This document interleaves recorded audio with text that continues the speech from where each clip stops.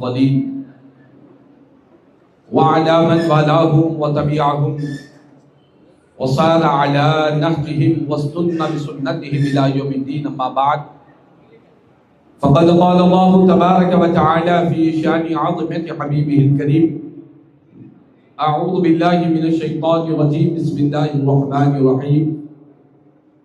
إن الله وملائكته يصلون على النبي يا أيها الذين آمنوا صلوا عليه وسلموا تسليما. اللهم صل على سيدنا مولانا محمد وعلى آل سيدنا مولانا محمد وبارك وسلم صلاة وسلاما عليك يا سيدي يا حبيبي يا رسول الله صلی اللہ تعالی علیہ وسلم. شہر نشین پر رونق افروز معزز و مکرم نگران جلسہ پیر طریقت حضرت علامہ مولانا ڈاکٹر سید عبدالرحمن حسن شاہ قادری مدرس اللہ العالی دامت برکاتہم العالیہ و جمیع علماء کرام مشائخین ذوی الاحترام اور فیض رسالت معاب کمیٹی کے منتظمین اور جمیع اراکین کمیٹی اور معزز حاضرین محترم سامعین اور پس پردہ عزت معاب خواتین اسلام، الحمدللہ اللہ تبارک و تعالیٰ کا بے انتہا فضل و کرم ہے کہ اللہ پاک نے ایک مرتبہ مجھے اور آپ کو اور ہم سب کو فیض رسالت معاب کمیٹی کی جانب سے 10واں سالانہ عظیم الشان امام اعظم کانفرنس میں اللہ پاک نے ہم سب کو شرکت کی توفیق عطا فرمائی ہے. مجھے اور آپ کو اللہ رب العزت کا شکر ادا کرنا چاہیے کہ اللہ پاک نے ایک ایسی ہستی کے عنوان سے ہمیں جمع کیا ہے، ایک ایسی ذات کے ذکر کے لیے جمع فرمایا ہے جس ذات کی پیروی کرنے والے دنیا میں سینکڑوں ہزاروں لاکھوں نہیں بلکہ کروڑوں لوگ جن کی پیروی کرتے ہیں، جس امام کی پیروی کرنے والے کروڑوں کی تعداد میں ہر دور میں ہر زمانے میں امام اعظم ابو حنیفہ رحمت اللہ تعالی علیہ کی تقلید کرنے والے ہر زمانے میں کروڑوں کی تعداد میں موجود رہے.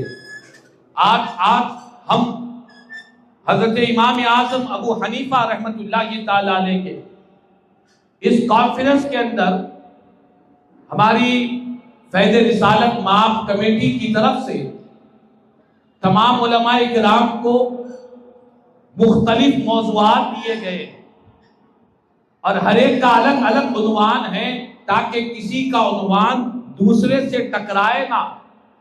سننے والوں کے لیے علم میں، عمل میں، اخلاص میں، محبت رسول میں اور عظمت اولیاء میں لوگوں کے سینوں میں محبتوں میں اضافہ ہو جائے، اسی لیے سب کو جدا جدا عنوانات دیے گئے ہیں. ابھی آپ نے ہمارے ناظم جلسہ سے میرے عنوان کے متعلق سماعت کیا کہ ماں کی گود اولاد کی پہلی درسگاہ. یہ عنوان، اس پر جو گفتگو جتنی بھی کی جائے، جتنا بھی اس پر بولا جائے، یقیناً یہ وقت ہمارے لیے ناکافی رہے گا. لیکن کوشش کروں گا کہ کچھ دیر ہماری بہنیں بھی آئی ہیں اور الحمدللہ کثیر تعداد میں نوجوان بھی نظر آ رہے ہیں، الحمدللہ بزرگ بھی نظر آ رہے ہیں، معصوم بچے بھی نظر آ رہے ہیں. اور ایک بچہ تو اپنے والد کے گود میں 2 سال کے اندر کا بچہ اپنے والد کے گود میں آرام بھی کرتا ہوا نظر آیا. جہاں پر ہما قسم کے لوگ جمع ہو جائے، بچے بھی ہو، بڑے بھی ہو، جوان بھی ہو، ضعیف بھی ہو، مرد بھی ہو، عورتیں بھی ہو، جہاں پر ہما اقسام کا گلدستہ جمع ہو جاتا ہے وہاں اللہ کی رحمتوں کی بارش شروع ہو جایا کرتی ہے، اللہ کی رحمتیں برسنے لگتی ہے. بچے وہ ہوتے ہیں جن کی وجہ سے اللہ بلیات کو ٹال دیا کرتا ہے. تو جس خلوص کے ساتھ، جس محبت کے ساتھ جتنے احباب آئے ہیں، ہم ان تمام کا استقبال کرتے ہیں. ایک بڑی اہم حدیث پاک آپ کو سنانا چاہتا ہوں. اللہ کے پیارے نبی رسول اکرم نور مجسم صلی اللہ تعالی علیہ وآلہ وسلم نے دنیا میں ہر پیدا ہونے والا بچہ، چاہے وہ کہیں بھی پیدا ہو، دنیا کے کسی بھی ملک میں پیدا ہو، دنیا کے کسی بھی خطے میں پیدا ہو، کسی بھی رنگ کا ہو، کسی بھی نسل کا ہو، عربی ہو، فارسی ہو، عجمی ہو، دنیا کا ہر پیدا ہونے والا بچہ جو پیدا ہوتا ہے وہ کس چیز پر پیدا ہوتا ہے؟ کون سے طریقے پر پیدا ہوتا ہے؟ کون سے مذہب اور کون سے دین پر پیدا ہوتا ہے؟ تو اس بات کو سمجھانے کے لیے دنیا کے کسی سائنس کے اور کسی سائنٹسٹ کے پاس جانے کی ضرورت نہیں ہے. اس بات کو سمجھنے کے لیے مدینے والے آقا کے دربار میں جانے کی ضرورت ہے. میرے آقا نے فرمایا ہے، رسول پاک نے فرمایا ہے کہ دنیا کا ہر پیدا ہونے والا بچہ فطرت اسلام پر پیدا ہوتا ہے. ہر پیدا ہونے والا، چاہے وہ نمازی کے گھر میں ہو، شرابی کے گھر میں ہو، چاہے وہ یہودی کے گھر میں ہو، نصرانی کے گھر میں ہو، کسی بھی گھر میں کوئی بچہ جو پیدا ہوتا ہے وہ فطرت اسلام پر پیدا ہوتا ہے. یہ بات میں نہیں کہہ رہا ہوں، مدینے والے آقا فرما رہے ہیں، امام الانبیاء فرما رہے ہیں، کل مولود یولد علی الفطرۃ، ہر پیدا ہونے والا بچہ فطرت اسلام پر پیدا ہوتا ہے. اب اس کے بعد ہوتا کیا ہے؟ پیدا ہونے والا تو اسلام پر پیدا ہوا ہے، اسلام کی فطرت پر پیدا ہوا ہے. اب بعد میں وہ بدلتا کیسے ہے؟ بعد میں اس کی کیفیت، اس کا مزاج، اس کی طبیعت اور اس کے معاملات بگڑتے کیسے ہیں؟ میرے آقا نے اس کی وجہ بھی بیان فرما دی ہے، اس کا ریزن بھی بیان کیا ہے.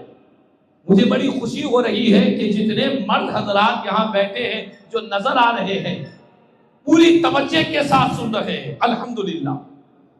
اور میری امید ہے کہ جتنی میری بہنیں خواتین بیٹھی ہوئی ہیں جو دور دراز سے آئی ہوئی ہے، مجھے امید ہے کہ میری بہنیں خواتین، ہماری مائیں بھی پوری توجہ کے ساتھ یہ باتیں سن رہی ہیں، سنیں گے انشاءاللہ. میرے آقا فرما رہے ہیں ہر پیدا ہونے والا بچہ فطرت اسلام پر پیدا ہوتا ہے. اب آگے ہوتا یہ ہے، حضور فرماتے ہیں فَأَبَوَاهُ، حدیث کے الفاظ سنا رہا ہوں. میرے آقا فرماتے ہیں فَأَبَوَاهُ يُحَوِّدَانِهِ وَيُنَصِّرَانِهِ وَيُمَجِّسَانِهِ وَيُشَرِّكَانِهِ، او کما قال علیہ السلام. حضور فرماتے ہیں پیدا ہونے والا بچہ فطرت اسلام پر پیدا ہوتا ہے. اب اس کے ماں باپ، اس کے والدین، جن کی گود میں بچہ بیٹھا ہوا ہے، جس ماں کے پیٹ سے بچہ پیدا ہوا ہے، جس باپ کی پرورش میں بچہ پل رہا ہے، اس کے ماں باپ اسے یہودی بناتے ہیں یا نصرانی بناتے ہیں یا مجوسی بناتے ہیں یا مشرک بناتے ہیں. جیسے ماں باپ کا ماحول ہوتا ہے بچے کے اندر وہی کیفیت پیدا ہو جاتی ہے. ماں باپ کا جو راستہ ہوتا ہے، پیدا ہونے والا بچہ کسی پیدا ہوتے ہی کسی اسکول کو نہیں جاتا، کسی یونیورسٹی کو نہیں جاتا، کسی استاد کے پاس نہیں جاتا. پیدا ہوتے ہی بچہ جب آنکھ کھولتا ہے یا تو ماں کا چہرہ دیکھتا ہے یا اپنے باپ کی صحبت میں رہتا ہے. میرے آقا فرماتے ہیں سنو اے دنیا کے ماں، اے دنیا کا باپ بننے والوں، سمجھو کہ یہ جو معاشرے کے اندر یہ جو افراتفری کا ماحول بنا ہوا ہے، یہ جو شراب نوشی عام ہو رہی ہے، بچوں کے جیب میں ڈرگس کی ڈبیاں موجود ہے. آپ جا کر پوچھیں، معلومات کریں، کم عمر کے بچے جیب میں ڈرگس کی گولیاں رکھ کر پھر رہے ہیں، کم عمر کے بچے مرڈر کے کیسوں میں آ رہے ہیں، کم عمر کے بچے زنا کا کاموں پر جا رہے ہیں. یہ سارا افراتفری کا جو ماحول بنا ہوا ہے، یہ ماحول کیسے بنا؟ کس نے پیدا ہوتے ہی بچے کو دودھ کی جگہ شراب پلایا ہے؟ تو کسی نے نہیں کیا. یہ ماں باپ کی غفلت کا نتیجہ ہے، والدین کی غفلت کا نتیجہ ہے کہ ماں باپ جب اپنی اولاد سے، ان کی تعلیم سے، ان کی تربیت سے، ان کے دین سے جب ماں باپ غافل ہو جاتے ہیں تو پھر بچہ شرابی بننے لگتا ہے، ظالم بننے لگتا ہے، چور بننے لگتا ہے، ڈاکو بننے لگتا ہے، بڑے بڑے گناہوں میں بچہ مبتلا ہو جاتا ہے. میرے آقا نے ریزن بیان کیا، سبب بیان کیا، اس کی وجہ بیان کی کہ آخر بچہ بگڑتا کیسے ہے. تو فرمایا اس کے ماں باپ جیسا ماحول، جیسی تربیت دیں گے، اولاد کے اندر وہی کیفیت پیدا ہو جائے گی. آج پہلے رسالت مآب کمیٹی کا، امام اعظم کانفرنس کا یہ جلسہ، اور اس میں یہ جو عنوان منتخب کیا گیا، اسی لیے کیا گیا کہ ہمارے معاشرے میں جہاں پر بدعقیدگی پھیل رہی ہے، وہیں پر بدعملی بھی پھیل رہی ہے. جہاں لوگ گمراہی کی طرف جا رہے ہیں، وہیں لوگ فسق و فجور کی طرف بھی جا رہے ہیں، گناہوں کی طرف بھی جا رہے ہیں.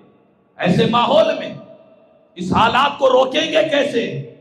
ان حالات کو روکنے کا طریقہ یہ ہے کہ ماں باپ اپنی ذمہ داریوں کو سمجھے، ماں اپنی گود کی شان کو سمجھے. ماں کی گود کیا ہے؟ بچے کی پہلی درسگاہ ہے، پہلی درسگاہ ہے. ماں کی گود میں جب بچہ جاتا ہے، ماں سے جو چیزیں سیکھتا ہے وہی چیزیں وہ اپنی زبان سے ادا کرنے لگتا ہے. اسی لیے آج حکم دیا گیا، آپ اور ہم جانتے ہیں جب بچہ پیدا ہوتا ہے، پیدا ہوتے ہی بچے کے کان میں، سیدھے کان میں اذان دی جاتی ہے، بائیں کان میں اقامت دی جاتی ہے. کیا وہ بچہ اذان سن سکتا ہے؟ کیا وہ اذان کا جواب دے سکتا ہے؟ بچہ اذان کا جواب دے نہیں سکتا. وہ تو غیر شعوری کی عمر ہے، اسے پتا بھی نہیں کون اذان دے رہا ہے، کون کیا کلمات کہہ رہا ہے. لیکن علماء کہتے ہیں، اہل اللہ کہتے ہیں کہ بچے کو ابھی بچہ نہ سمجھو، غیر شعوری نہ سمجھو. ابھی سے اگر اس کی کان میں اذان کی آواز آتے رہیں گے، اس کا دل اللہ کی یاد میں مچلتا رہے گا، اس کا دل اللہ کی یاد میں مچلتا رہے گا.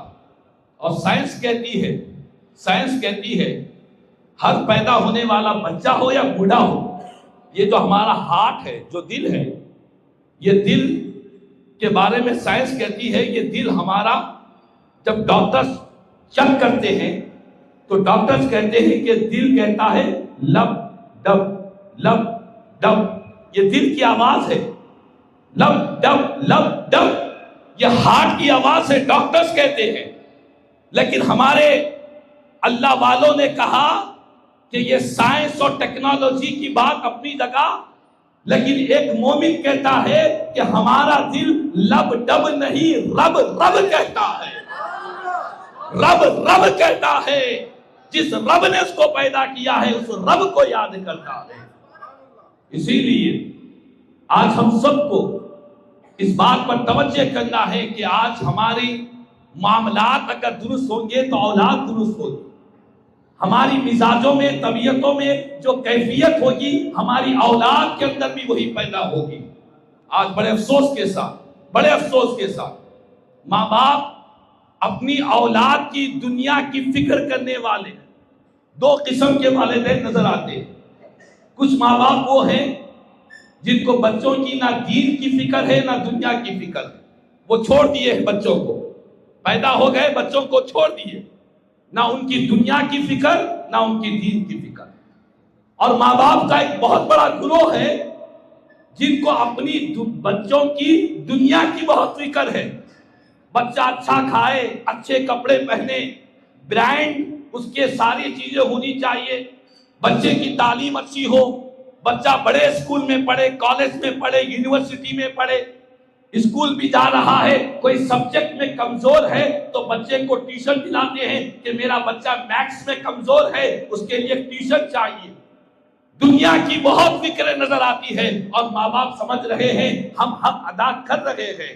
میں کہتا ہوں کہ ٹھیک ہے، بہت اچھی بات ہے، دنیا کی فکر کر رہے ہو، اسلام منع نہیں کرتا، کرو دنیا کی فکر، دنیا کا خیال کر رہے ہو کرو، بچوں کو پڑھانا چاہتے ہو پڑھاؤ، اسلام نہیں روکتا ہے، لیکن جو شدت کے ساتھ، جو فکر کے ساتھ، جو جستجو کے ساتھ، جس طرف کے ساتھ ماں باپ بچوں کی دنیا کی فکر کر رہے ہیں، کیا دین کی ویسی ہی فکر کی جا رہی ہے؟ دین کے بارے میں، اسلام کے بارے میں، شریعت کے بارے میں، اللہ اس کے رسول کی محبت کے بارے میں، اولیاء اللہ کی عقیدت کے بارے میں کیا بچوں کی ویسی ہی فکر کی جا رہی ہے جیسی دنیا کی فکر ہو رہی ہے؟ ہر کوئی محاسبہ کرے، ہر کوئی جائزہ لے۔ اگر ایمانداری سے دیکھیں گے تو گنے چنے چند لوگ ہیں جن کو ہم کہتے ہیں آٹے میں نمک کی طرح ہے، آٹے میں نمک کی طرح ہے، جن کو اپنے بچوں کی دنیا کے ساتھ ساتھ دین کی بھی فکر ہو کہ میرا بچہ دیندار بنے، میرا بچہ اس کے سینے میں عشق رسول پیدا ہو، اس کے سینے میں محبت رسول پیدا ہو، میرا بچہ رسول اعظم کا امتی بن کر رہے، میرا بچہ غوث اعظم کا مرید بن کر رہے، میرا بچہ امام اعظم کا مقلد بن کر رہے۔ یہ فکر کرنے والے ماں باپ کی تعداد معاشرے میں ایسے ہے جیسے آٹے میں نمک کی طرح ہے۔ اکثریت کیا ہے؟ اکثریت دنیا کی فکریں زیادہ ہے، دنیا کے خیالات زیادہ ہے، بچوں کے لیے اچھا ہو، کھانا اچھا ہو، پانی اچھا ہو، لباس اچھا ہو، مکان اچھا ہو۔ لیکن یاد رکھ لے، ہمارے بزرگوں نے کہا دنیا کی اتنی فکر کرو جتنا اس دنیا میں رہنا ہے، جتنا اس دنیا میں رہنا ہے اتنی فکر دنیا کی کرو، اور آخرت کی اتنی فکر کرو جتنا وہاں پر رہنا ہے۔ دنیا اور آخرت کے بارے میں اگر ہم کمپیر کریں، دنیا میں کتنا رہ رہے ہیں، آخرت میں کتنا رہنا ہے، اس کو کمپیر کریں گے تو ہم کو بتلایا گیا انسان کی زندگی میں عصر اور مغرب کے درمیان، عصر اور مغرب کے درمیان کتنا وقت ہوتا ہے، کتنا ٹائم ہوتا ہے، ہماری زندگی کتنی بڑی، اور عصر اور مغرب کی کیا وقت کی کیا حقیقت ہے، کتنا شارٹ ٹائم رہتا ہے۔ ہمارے پاس لوگ عصر اور مغرب کے درمیان کچھ کام نہیں کرتے، بولتے کہ بھائی عصر اور مغرب کے درمیان ٹائم تو ایسا تیزی سے گزرتا ہے جیسا بجلی کی طرح گزر جاتا ہے۔ کہتے ہیں یہ جو دنیا کی زندگی ہے جس میں آپ اور میں جی رہے ہیں، میں اور آپ سانس لے رہے ہیں، یہ جو دنیا کی زندگی ہے آخرت کی زندگی کے سامنے ایسے ہے گویا عصر اور مغرب کے درمیان کا وقت ہم گزار رہے ہیں۔ اتنے وقت کے لیے اتنی فکریں، اتنے ٹائم کے لیے اتنی فکر، اتنی جستجو، اور آخرت جہاں ہمیشہ رہنا، جہاں کی نعمتیں کبھی ختم ہونے والی نہیں ہے، اس کے لیے آج ہماری فکر نہیں ہے۔ تو خدا را ماں باپ اولاد کے بارے میں سیریس لے، دین کے بارے میں، دنیا کے بارے میں نہیں۔ دنیا کے بارے میں تو ہر کوئی لے رہا ہے، کوئی رکشہ بھی چلا رہا ہے، بنڈی بھی ڈھکیل رہا ہے، ماؤس بھی بیچ رہا ہے، پیاز بھی بیچ رہا ہے۔ ایک چھوٹا کام کرنے والا بھی اپنی اولاد کی دنیا کی فکر بہت کر رہا ہے، لیکن آج کا یہ جلسہ دنیا کی فکر کو یاد دلانے کے لیے نہیں، آخرت کی فکر کو یاد دلانے کے لیے رکھا گیا۔ ہمیں اپنی اولاد کی آخرت کی فکر کرنی ہے۔ ایک حدیث پاک آپ کو سناتا ہوں۔ جب معراج کی رات میرے آقا کریم صلی اللہ علیہ وسلم دوزخ کو حضور نے دیکھا، جہنم کو دیکھا میرے آقا نے، تو میرے آقا نے دیکھا کہ جہنم میں فرشتے کچھ لوگوں کے سروں پر وزنی پتھروں کو اٹھا کر ڈال رہے ہیں۔ جیسے ہی فرشتے وزنی پتھر کو ان کے سر پر ڈالے ان کا سر چکنا-چور ہو رہا، سر سے بھیجا باہر نکل رہا ہے، پھر وہ سر صحیح ہو رہا ہے، پھر وہی عذاب دیا جا رہا ہے، بار بار ان کو یہی عذاب دیا جا رہا ہے۔ تو میرے آقا نے جبریل امین سے پوچھا، حالانکہ میرے آقا تو سب کچھ جانتے ہیں، سب کچھ جانتے ہیں، لیکن ہم گنہگار امتیوں کو بتلانے کے لیے، سمجھانے کے لیے حضور نے پوچھا، اے جبریل انہیں اتنا بھیانک عذاب کیوں دیا جا رہا ہے؟ ان کے سروں پر وزنی پتھروں کو ڈال کر ان کے سروں کو چکنا چور کیوں کیا جا رہا ہے؟ پتا ہے جبریل امین نے کیا جواب دیا؟ کون سے گناہ کا ذکر کیا؟ کس گناہ کا ذکر کیا جبریل امین نے؟ یہ نہیں کہا کہ حضور یہ قاتل تھے، نہیں فرمایا۔ اگر قاتل ہے کہتے تو ہم کہتے الحمدللہ ہم نے تو کسی کا مرڈر نہیں کیا۔ اگر حضور کہتے کہ نہیں یہ شرابی تھا تو ہم کہتے الحمدللہ ہم تو شرابی نہیں ہیں۔ میرے آقا نے جو بات فرمائی ہے، جب بھی یہ حدیث پاک پڑھتا ہوں رونگٹے کھڑے ہو جاتے ہیں، دل بے چین ہو جاتا ہے۔ معراج کی رات بیانات اپنی جگہ ہوتے ہیں، اس حدیث کو پڑھ کر اور اپنا اور اپنے معاشرے کا جائزہ لے کر خون کے آنسو نکلتے ہیں۔ میرے آقا فرماتے ہیں کہ جبریل انہیں جو عذاب دیا جا رہا ہے ان کا گناہ یہ تھا۔ حضور کی بارگاہ میں جبریل امین نے عرض کیا کہ یا رسول اللہ ان کا گناہ یہ تھا کہ یہ دنیا میں نماز نہیں پڑھتے تھے، نماز نہیں پڑھتے تھے، دنیا کا ہر کام کرتے تھے، ہر کام کرتے تھے دنیا کا، لیکن ان کے پاس ٹائم نہیں تھا، وقت نہیں تھا، تو اللہ کی بارگاہ میں سر جھکانے کا وقت نہیں تھا، اسی لیے انہیں یہ عذاب دیا جا رہا ہے۔ آج ہماری بہنیں بیٹھی ہوئی ہیں، خواتین بیٹھی ہوئی ہیں، میری باتیں سن رہی ہیں، الحمدللہ جتنے آئی ہیں امید ہے، حسن ظن ہے کہ ضرور نمازی ہوں گے، لیکن ہمارا نمازی ہو جانا کیا یہی ہمارے لیے کافی ہے؟ کیا یہی ہمارے لیے سکون ہے کہ میں نماز پڑھتا ہوں میں تو بچ جاؤں گا؟ کیا یہی کافی ہے؟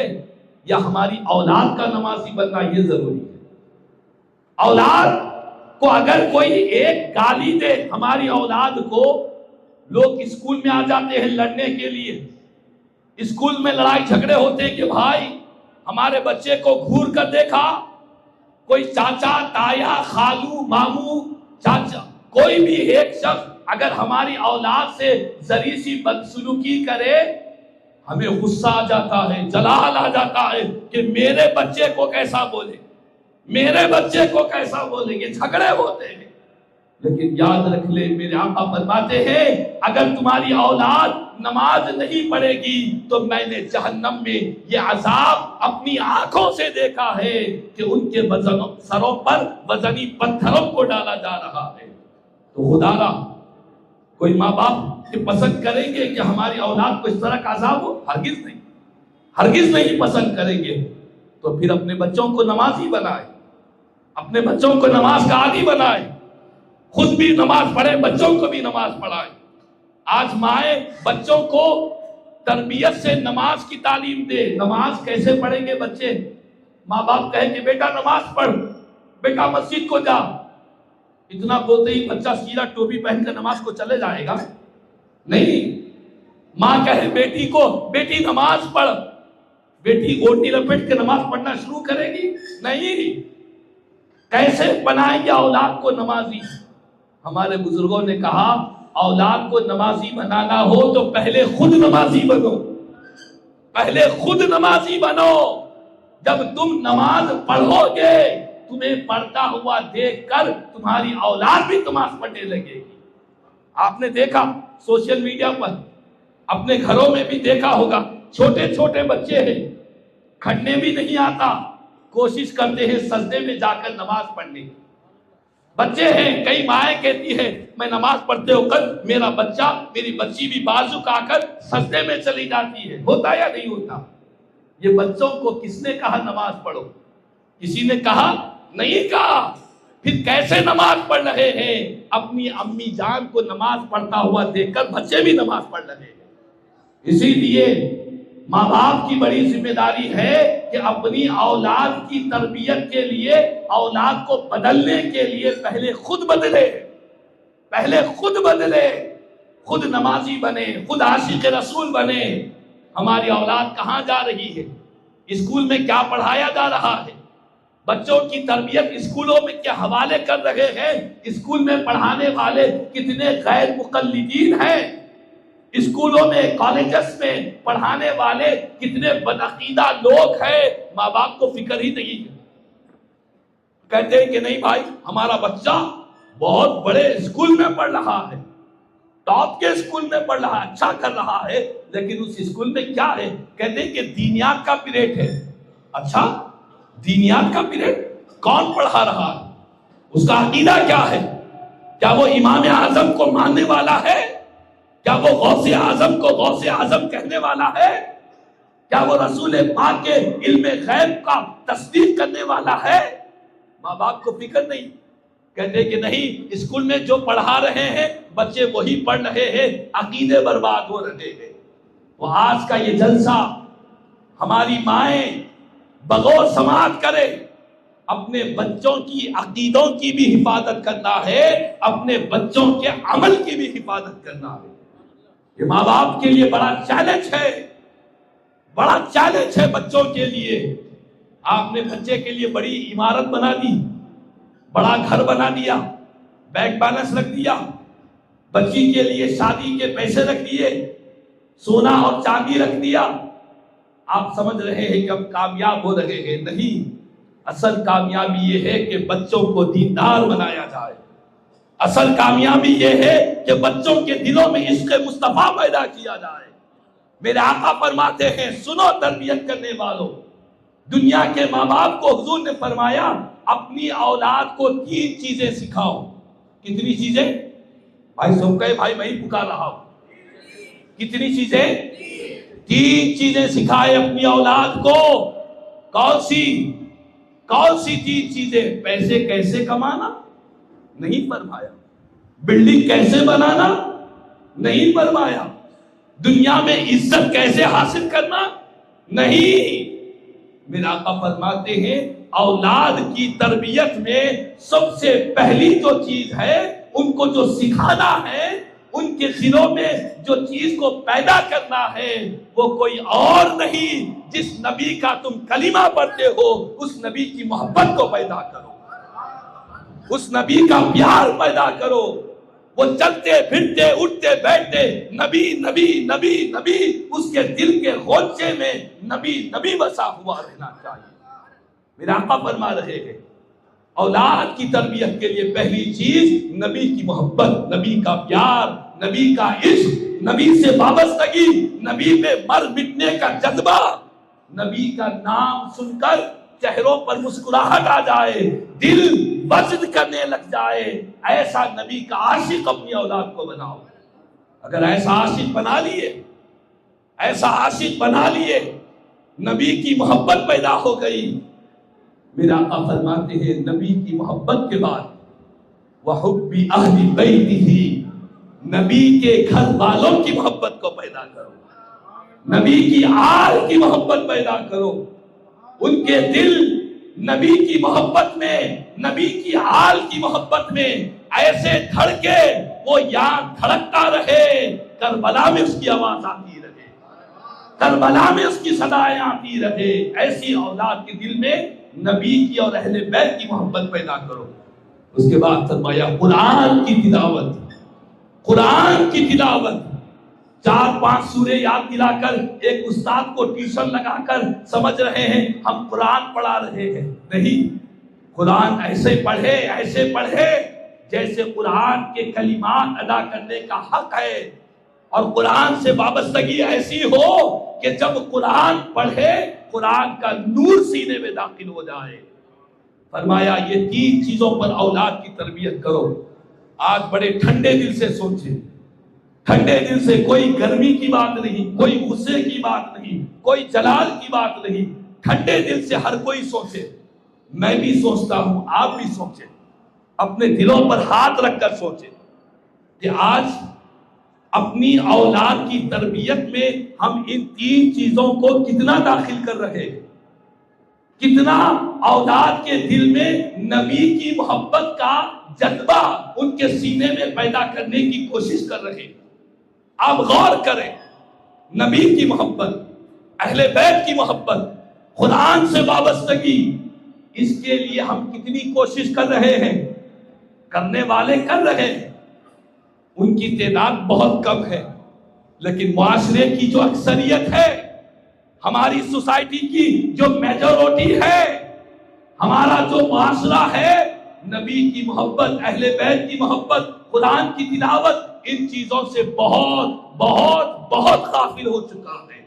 تو خدا را آج ہمیں اپنے سبق کو یاد کرنا ہے، اپنے بھولے ہوئے سبق کو یاد کرنا ہے۔ اگر اس سبق کو آج ہم نے یاد کر لیا، جو سبق ہم بھول چکے ہیں، جو سبق ہمارے ذہنوں سے نکل چکا ہے، اس سبق کو یاد دلانے کے لیے یہ امام اعظم کانفرنس منعقد کی گئی ہے۔ اگر اس سبق کو ہم یاد کر لے، یقین جانے ہمارا یہ اجتماع بہت اعلیٰ درجے سے کامیاب ہو چکا ہے، بہت کامیاب ہو چکا ہے اگر ہم اس سبق کو یاد کر لیں۔ سبق کیا ہے؟ نبی کی محبت، اہل بیت کی محبت، قرآن کی تلاوت، ان 3 چیزوں سے اپنی اولاد کو ہم جوڑ دیے، اس میں اگر کامیاب ہو گئے تو یقیناً ہماری یہ دنیا بھی کامیاب، ہماری آخرت بھی اللہ کامیاب کرے گا۔ ماں باپ یہ نہ سوچے کہ بھائی بچے ہماری نہیں سن رہے ہیں، بچے آپ کی ضرور سنیں گے، ضرور سنیں گے بچے آپ کی۔ کب؟ جب آپ ان کو اللہ اس کے رسول کی محبت ان کو سکھلائیں گے، آپ ان کو جب دیندار بنائیں گے، آپ جب ان کو اپنی اولاد کو نمازی بنائیں گے، مسجدوں سے جوڑیں گے، اجتماعات سے جوڑیں گے، جتنا آپ جوڑیں گے اپنی اولاد کو دین سے، آپ کی اولاد بھی آپ سے اتنی محبت کرے گی، اولاد بھی آپ سے اتنا پیار کرے گی۔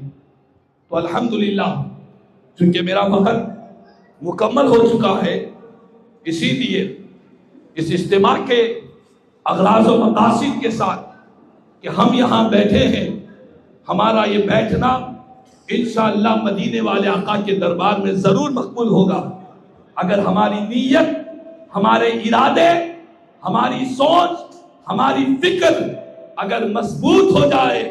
دنیا کی کوئی طاقت ہمیں نبی کے در سے دور نہیں کر سکتی ہے، دنیا کی کوئی قوت ہمیں نبی کے اہل بیت کی محبت سے دور نہیں کر سکتی ہے۔ اسی لیے علامہ اقبال نے فرمایا تھا، سبق پڑھ پھر شجاعت کا، صداقت کا، شجاعت کا، عدالت کا، لیا جائے گا کام تجھ سے دنیا کی امامت کا، لیا جائے گا کام تجھ سے دنیا کی امامت کا۔ تو اس سبق کے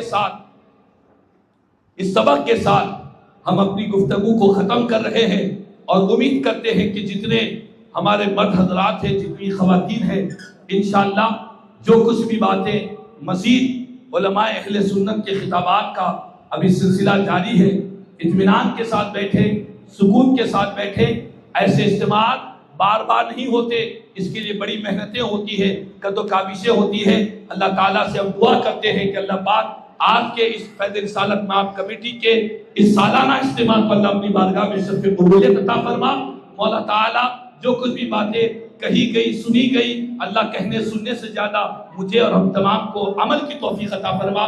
آمین ثم آمین۔ خدا الحمدللہ رب العالمین وما علینا الا البلاغ المبین۔ ماشاءاللہ استاد محترم